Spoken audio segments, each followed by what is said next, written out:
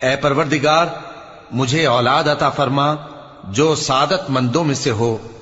تو ہم نے ان کو ایک بردبار لڑکے کی خوشخبری دی۔ جب وہ ان کے ساتھ دوڑ دھوپ کی عمر کو پہنچا تو ابراہیم نے کہا کہ بیٹا، میں خواب میں دیکھتا ہوں کہ گویا تم کو ذبح کر رہا ہوں،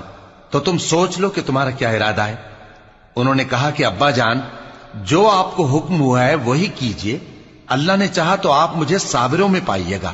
اس طرح جب دونوں نے حکم مان لیا اور باپ نے بیٹے کو ماتھے کے بل لٹا دیا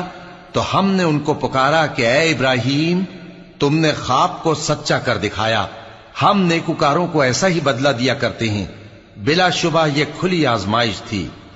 اور ہم نے قربانی کی ایک بڑے جانور